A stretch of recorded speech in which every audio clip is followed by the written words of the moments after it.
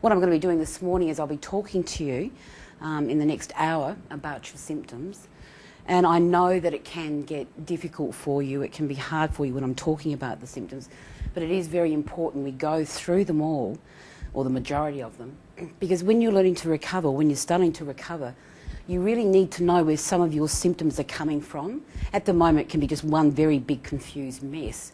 You know, some people can have 3 or 4 symptoms, and other people can have, 14 symptoms. And so we really do need to be able to sort out how the symptoms are happening. That helps you turn them off. And so this first hour is the hardest, but then it gets easier.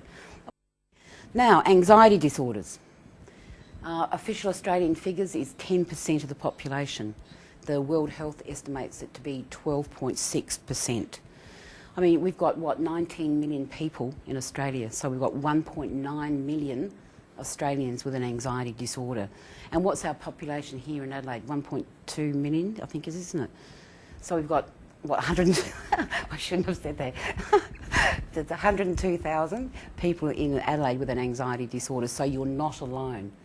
If you're talking to each other and you hear that someone has had it for quite a length of time and you're only just starting to develop the disorder, don't panic. The reason why the person has the disorder and has had it for so long is A, they may never been diagnosed, or B, they've never ever received effective treatment. So the anxiety disorders, there's 5 major anxiety disorders. Now in the past, even in 1980, panic attack was a panic attack. And it got very, very confusing for those of us with panic disorder, because a panic attack was thought to be a phobic response to situations and places, to open spaces, to the marketplace, etc., etc. And for those of us with panic disorder, it was none of those things. And in 1994, the American Psychiatric Association gave 3 different categories of panic attacks. And from that point on, the understanding has increased so much. Now, the 3 different panic attacks, the first one is called a spontaneous or uncued panic attack.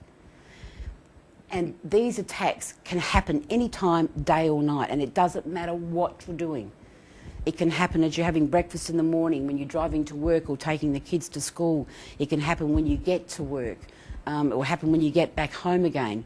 It can happen no matter where you are, just wham, suddenly you can have an attack. These attacks can wake you up in the middle of the night, not once or twice, and they are spontaneous, uncued panic attacks. And these attacks can feel very, very violent, and the symptoms of these attacks are slightly different than the other types of panic attacks. With the spontaneous panic attack, and this is what I have, or I have, you feel like an electric shock moving through your body, or it can be a burning heat moving through your body, or a burning tingling heat moving through your body. Sometimes it can be an ice-cold, ice-burning sensation moving through your body. As this moves through your body, your heart rate can increase, can almost double. Suddenly you may have extraordinary trouble breathing. You may feel very, very nauseous. You may not seem real. Your surroundings may not seem real. You may have an out-of-body experience, which they call, you feel as if you were detached from the body. In my very first panic attack, I was on the corner of Marion and Cross Roads, and I had a full-on out-of-body experience. And I was sitting there in peak hour traffic and, whoa, having this panic attack, and I was above myself, looking down at myself. It was just absolutely horrific. And I panicked, along with a lot of other people panic for fear, because we really do feel as if we're going to die. If we're having a heart attack, then it moves through that we fear that we're going to go insane or lose control in some way. And these attacks, because they are spontaneous, they're not triggered by situations or places, we really do become very, very frightened of them. Now, recovery for me, and for a lot of people with panic disorder, means that I will still on occasion have one of these attacks.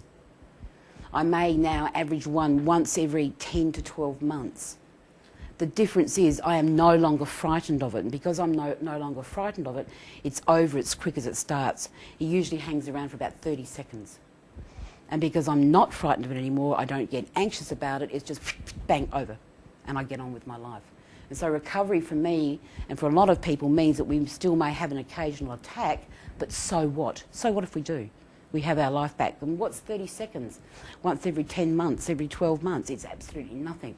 especially because when we have the disorder, we can be having these attacks 3, 4, 5, 6, 7 times a day, and they can be lasting an hour, 20 minutes, and then when those attacks are over, we drop back to high anxiety.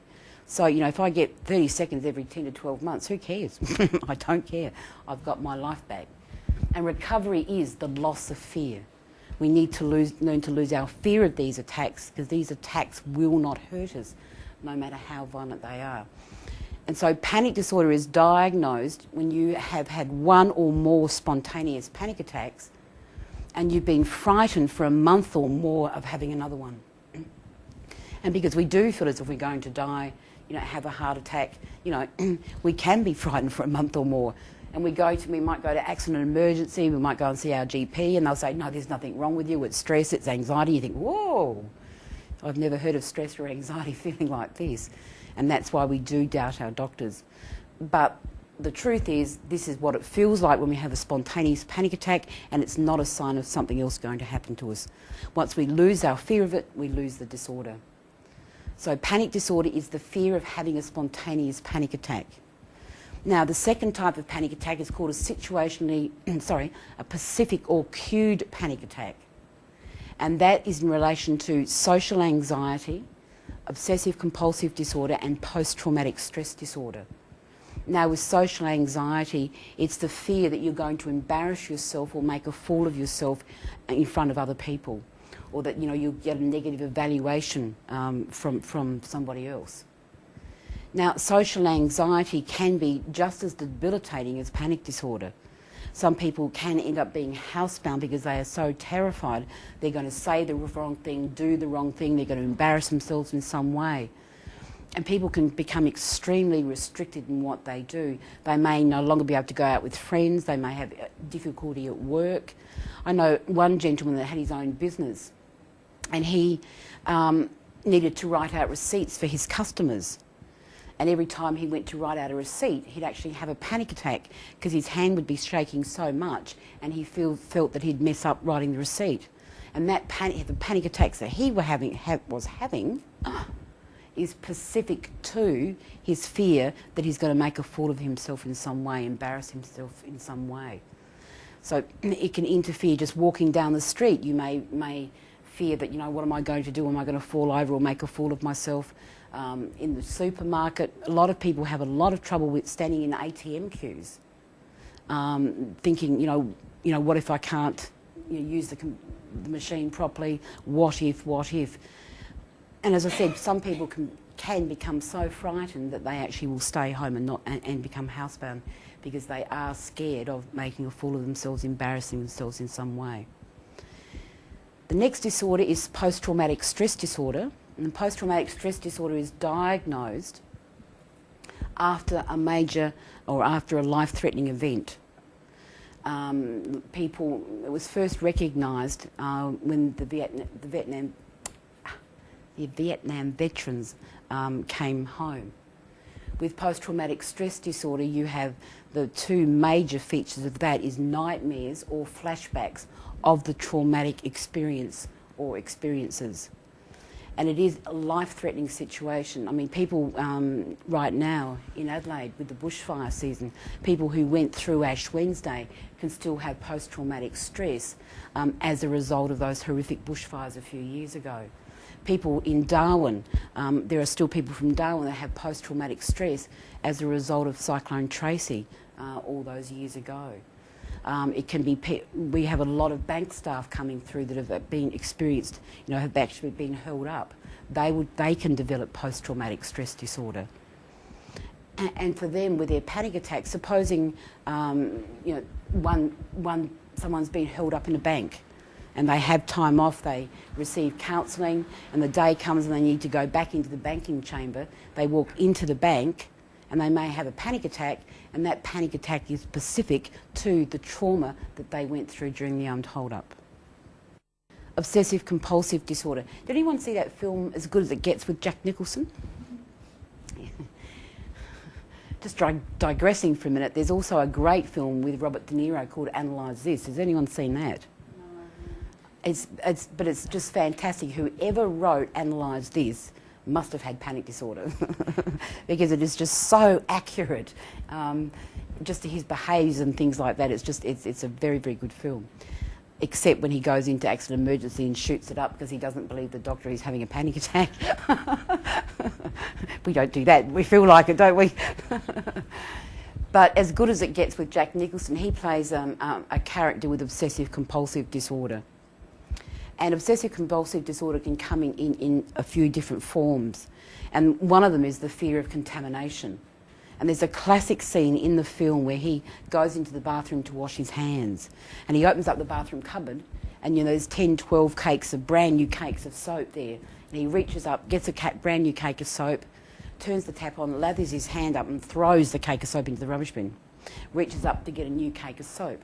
And this is what happens with people with the fear of contamination. They are very, very scared that they're going to catch, you know, a virus, a disease, through touching things. A lot of people with the fear of contamination can't shake hands with other people. Some people need to have the house spotlessly clean the whole time. When we did a video, a documentary with SBS a few years ago, looking at anxiety disorders, and in the middle of the video, in the middle of the documentary, there's quite a horrific scene of a young woman who has the fear of contamination, and she needs to be washing her hands continually. And the only time she ever gets to eat is between 2 a.m. in the morning and 4 a.m. And it can take her up to 2 hours to make a sandwich because she's constantly washing her hands.